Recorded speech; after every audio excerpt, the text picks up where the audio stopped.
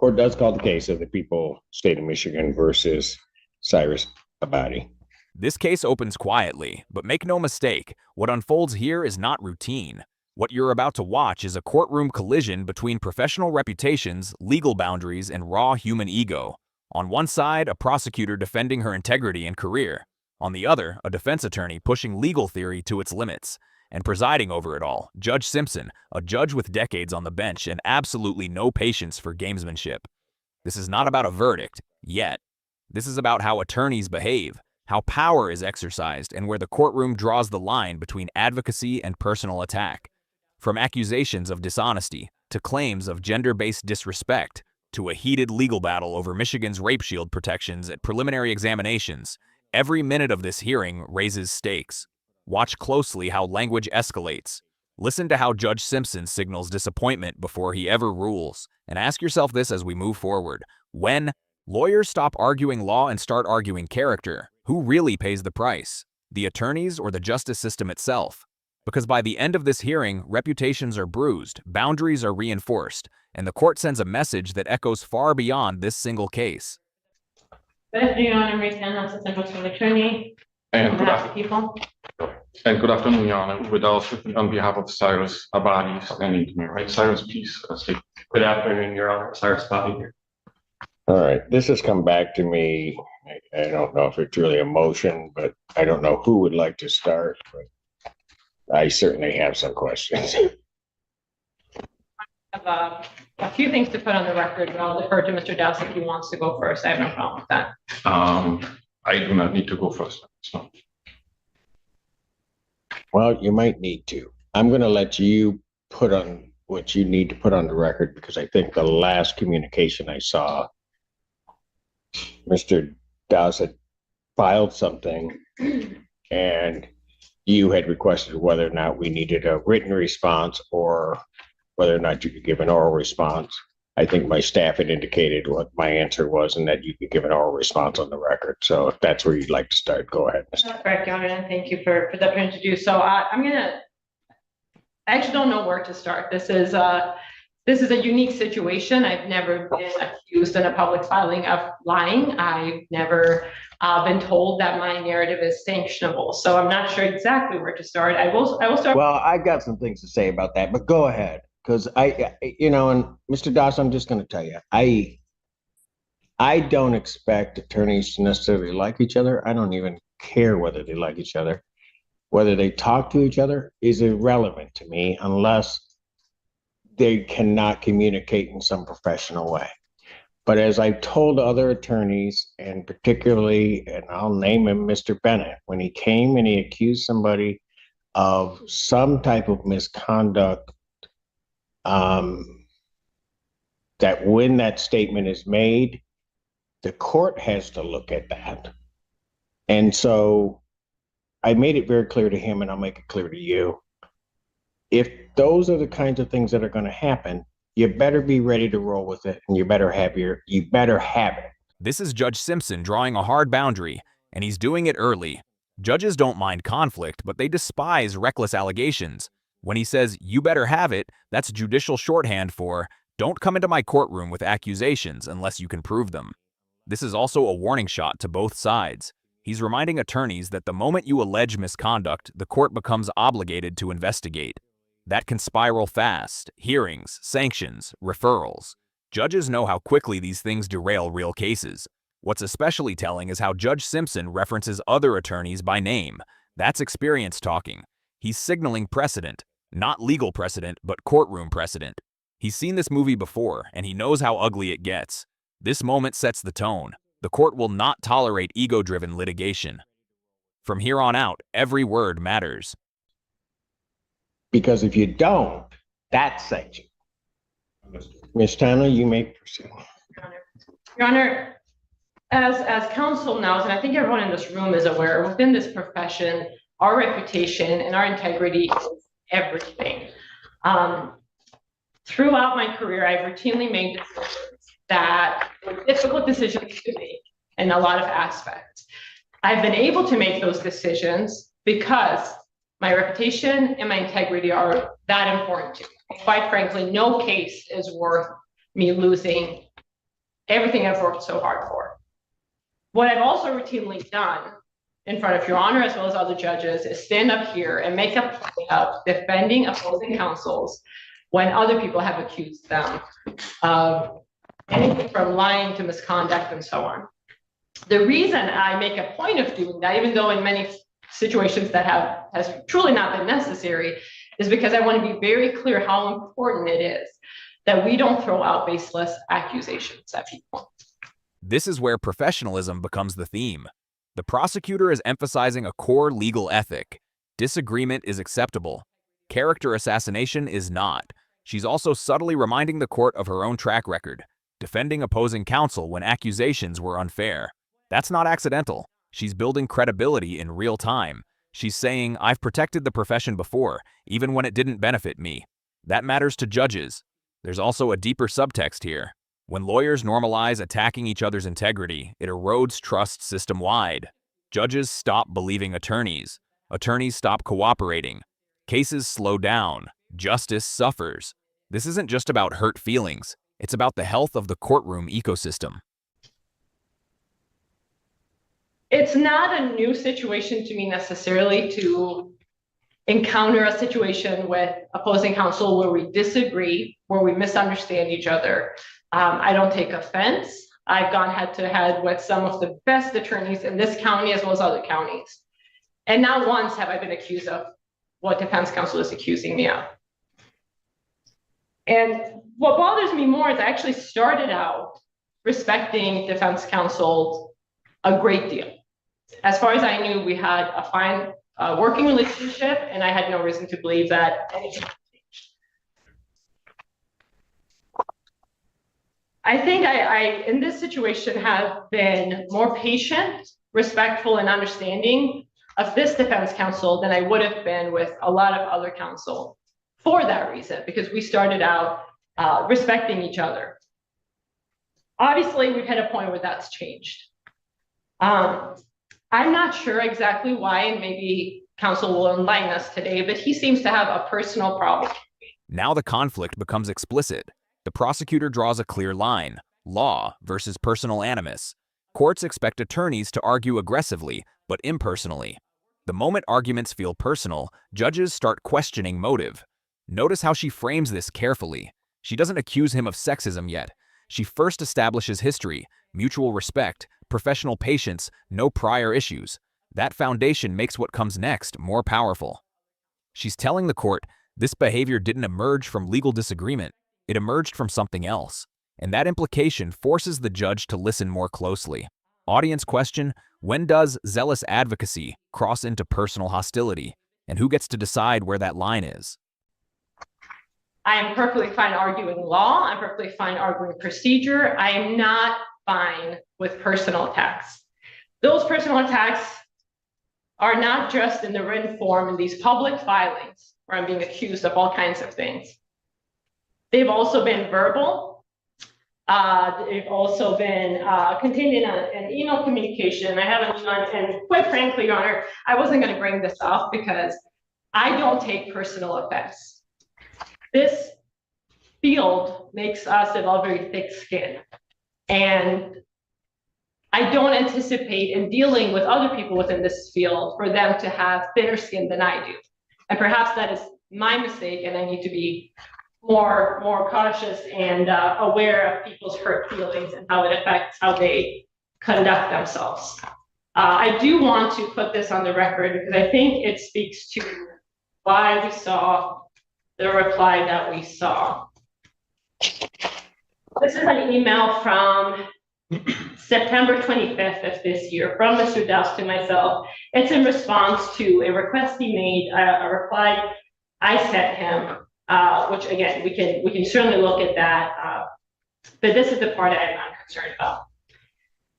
Curious, you can articulate and posture all you want, Marie. Just don't think for a second that I'm not seeing right through you.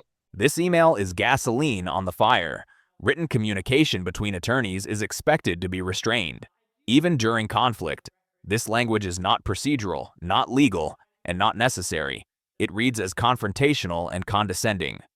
Judges care deeply about written tone because emails often reflect what attorneys are unwilling to say aloud. And here, the prosecutor isn't speculating, she's quoting. That's powerful. This is also where professionalism intersects with power dynamics. The language implies superiority, suspicion, and dismissal.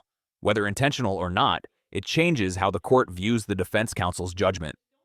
This moment explains everything that follows. I don't know what the intent of that email was. What I do know, it's not necessary for what was being discussed. What I know is that it's a personal attack.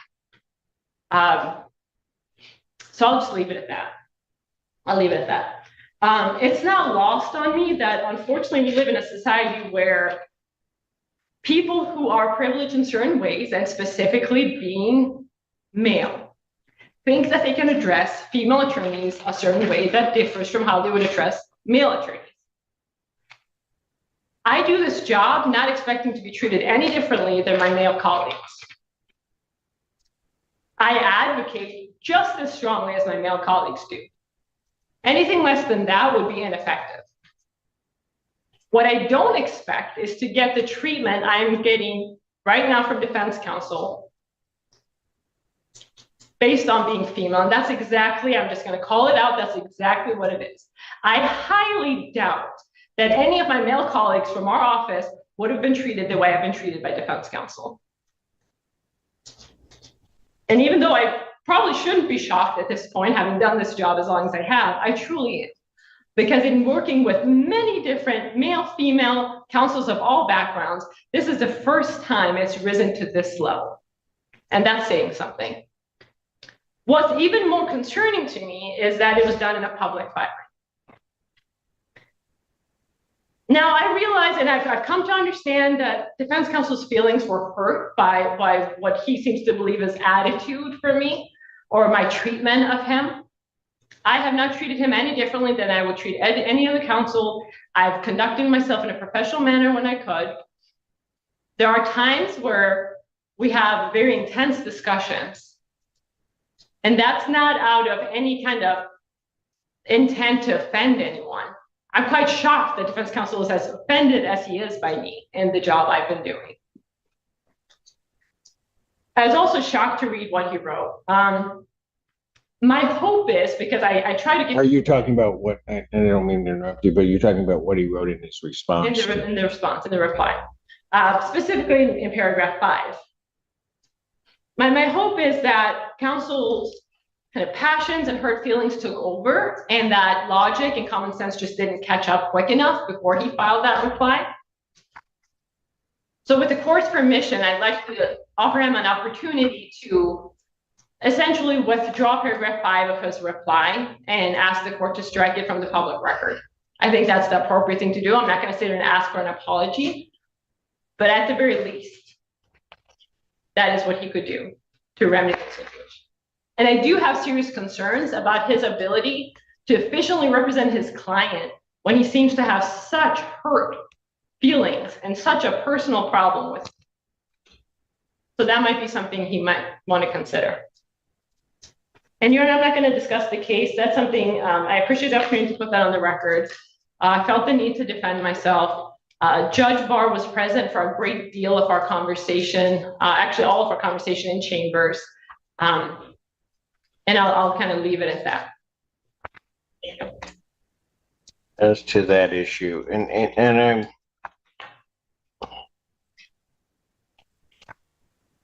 I have great hesitation in saying this, and certainly Mr. Duss, you can respond if you want to that. When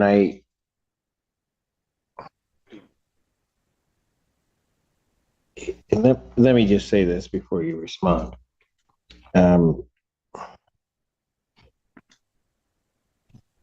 I've read over the years a number of your pleadings, both from you and both from those in your office. I'm trying to be careful in the way that I put this. What I read when I received that,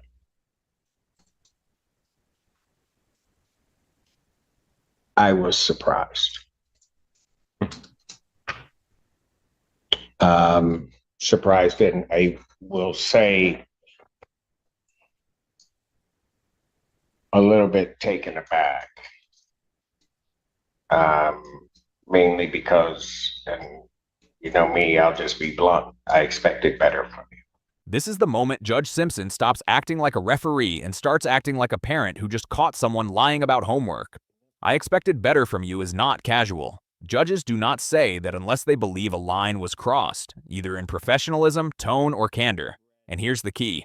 Judge Simpson explicitly separates his disappointment from the legal ruling. He's basically saying, even if your legal position has merit, the way you wrote this was unacceptable. That distinction is huge.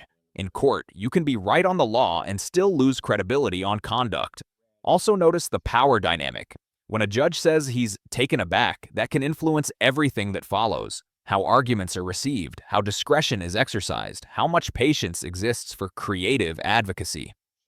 This is a reputational warning, not a sanction yet, but a bright flashing sign that the court is not amused. Engagement question. If you were the attorney, being told, I expected better, do you double down or do you immediately pivot and de-escalate? So, and I say that not with any thought as to how I would rule on this issue, because that wasn't really what was playing into my mind. I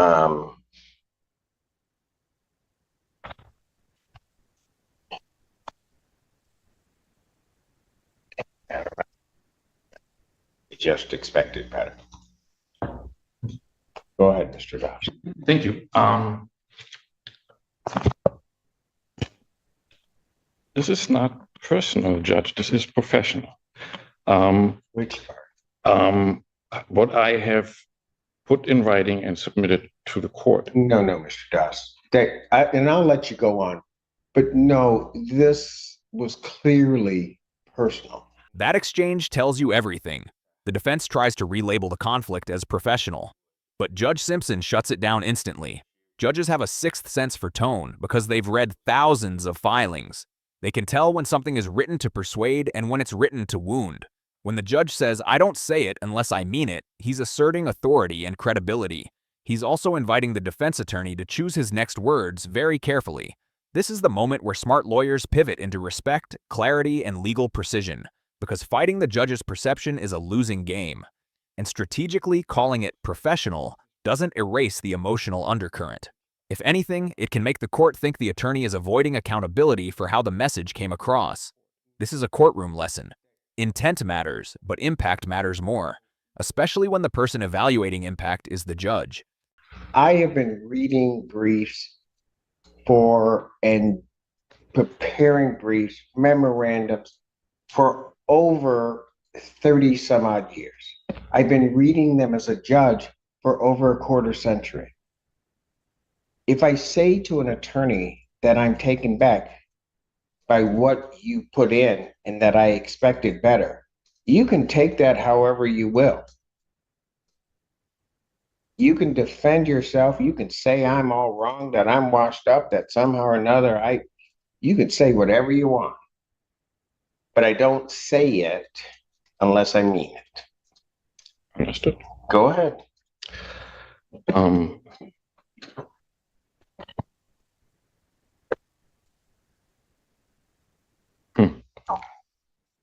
Well, I'm an honest man. Ms. Tanner is quite skilled at doing one thing and then portraying it as something else. On September 23rd in chambers with Judge Bauer, she brought up a legal issue for which there is no support, no authority. We sought to have a conversation about that, and there was no conversation to be had with Ms. Tanner. And so the exam ended up being adjourned because Judge Bauer at the moment was not in a position to decide any of this. The legal issue before the court is, there's no dispute that preliminary examinations are governed by statutes, court rules, and the Michigan Rules of Evidence. And under those rules, under MRE 4482C, defense counsel at exam at a CSC case may inquire about what is permitted within those rules. The proposition before the court is raised at the last occasion is that for defense counsel to elicit evidence under that rule at exam, there first has to be a motion and offer of proof. For that proposition, there's no authority whatsoever. Now we shift from interpersonal conflict into the core legal dispute. Here's what's happening in plain terms. The defense is arguing that at a preliminary examination, they should be able to ask certain questions under evidence rules without first filing a formal motion and offer of proof. The prosecution's position, at least as portrayed here, appears to lean toward a stricter gatekeeping process. The tension comes from one word: rape shield. Rape shield laws exist to prevent a complainant's sexual history from being dragged into court unless strict legal conditions are met, and Judge Simpson is already signaling how he views it. Protections shouldn't vanish just because the case is at the preliminary stage. This matters because prelims happen early. If sensitive testimony comes out at prelim, you can't unring that bell. The judge's "cow has left the barn" analogy later is basically the court saying, once it's public, damage done. So the legal stakes are real. The court must balance the defense's right to challenge evidence against the complainant's protections from invasive questioning. Okay, Mr. Doss, can I just stop you since you want to get into the substance of it? Let me just say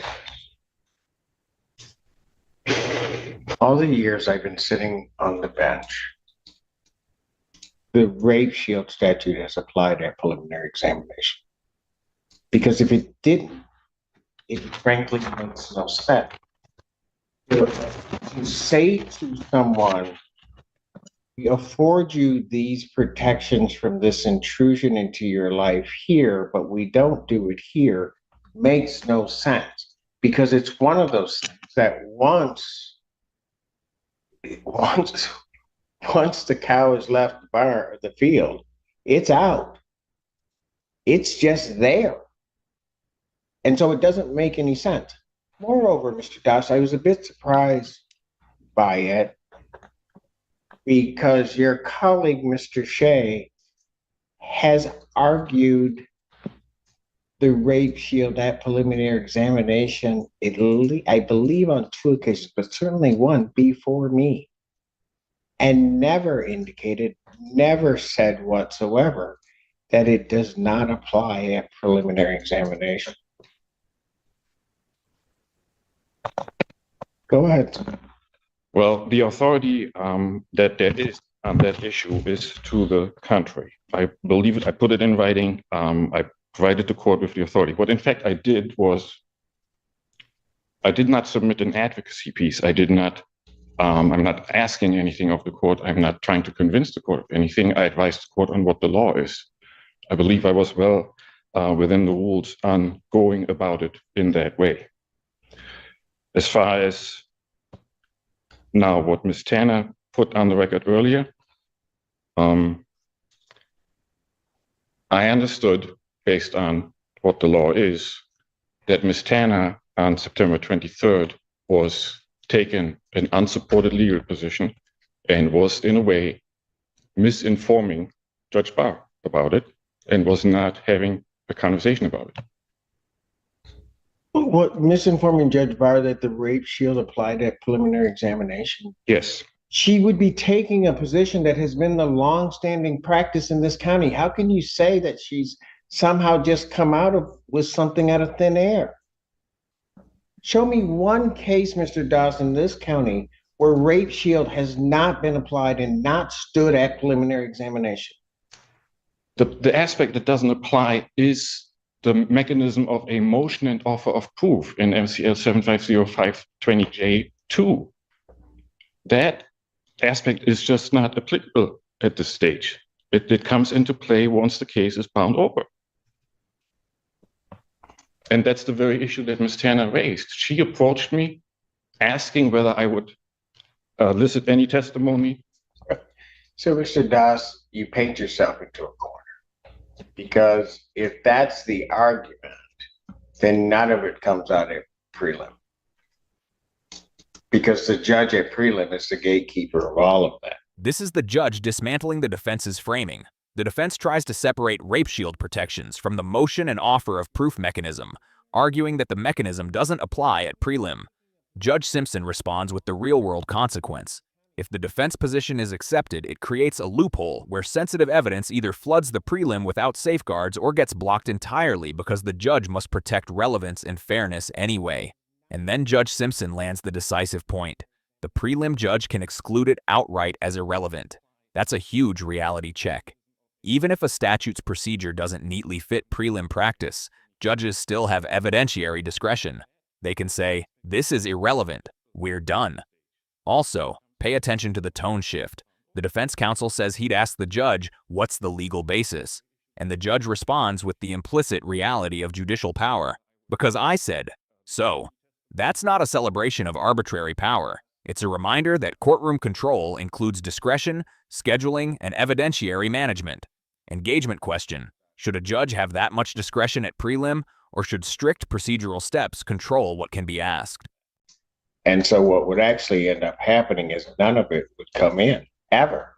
And then you go ahead and just make your argument in, circuit court. Well, I understand we disagree on what the applicable law is on the issue. I did put it in writing. It is published. But I'm talking about two different things, Mr. Doss. I'm saying if you're indicating that the doctrine of rape shield and the protections that it's afford do not apply at prelim, then the judge, quite frankly, has the option of not hearing that testimony. Plain and simple. And then I just don't let it in. If I'm handling it, I don't let it in. And then you're going to have to deal with it as you want to deal with it in circuit court, which you won't get it in there. If what the court describes were so, then the court would at that moment disallow the admission of relevant evidence under the court rules. It's irrelevant. Somebody's past sexual history is irrelevant. I could just say that and I'm done. Not with the defendant. Pardon? That's what the law says. That's what the court rule says, not with the defendant. That is not what the rule is. So, if I can go back once more. The very core item that's at issue is whether defense counsel before exam needs to provide a written motion and offer of proof if defense counsel wishes to inquire into evidence under 404A2C. And the law on that is that no, defense counsel is not required to do that. Defense counsel may inquire under the rule. Okay.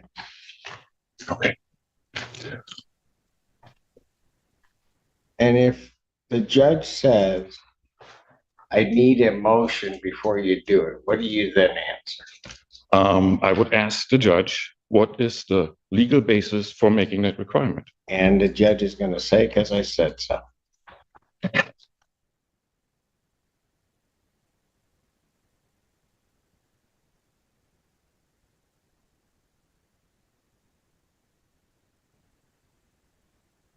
I am hearing that, and yes, I am greatly at odds with it because there's no legal basis. Maybe that's the for that reason requirement. you wear the robe and you don't.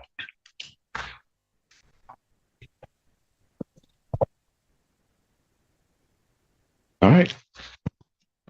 I did submit in writing what I know the law to be, and I stand by that. Anything additional, Mr. Town? At this point, Your Honor. All right, this court is ready to rule so that there's an order that fashion Judge Barr can deal with. And that is that this court indeed does believe that the rape shield statutes were intended to offer certain protections to potential victims.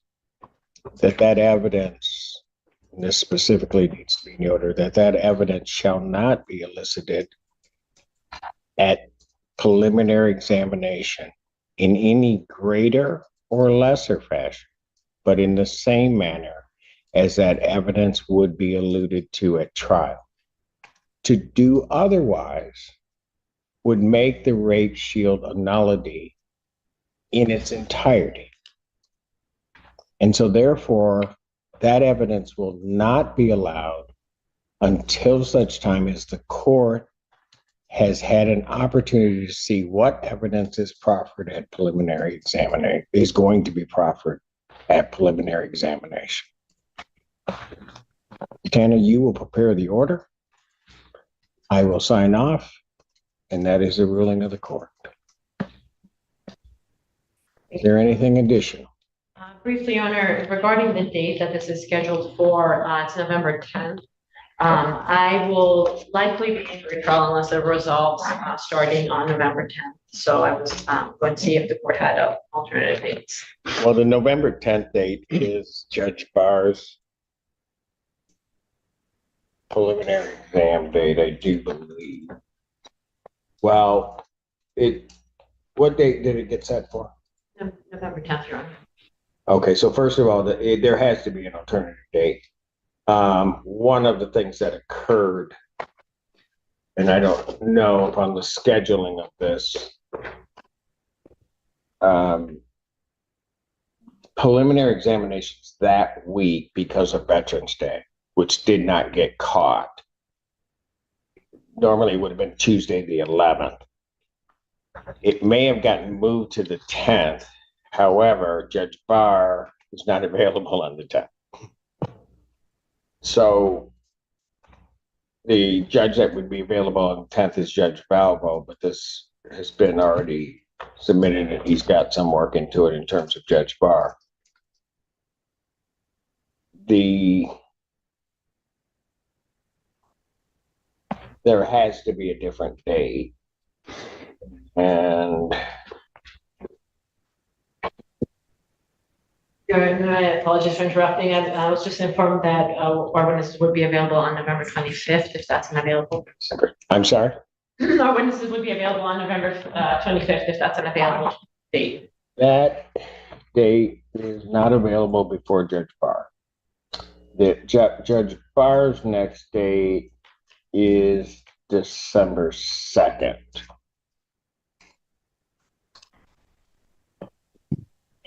And just so that I'm clear, he has the 13th, but my understanding is that would not be available that week. So it would be December 2nd.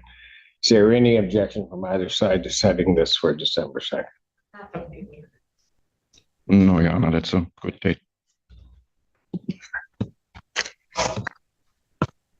Then preliminary examination of this matter will be adjourned to December 2nd. I will let Judge Barr, my staff will let Judge Barr's staff know that we moved it to that date because he wouldn't have had the 10th in any event. So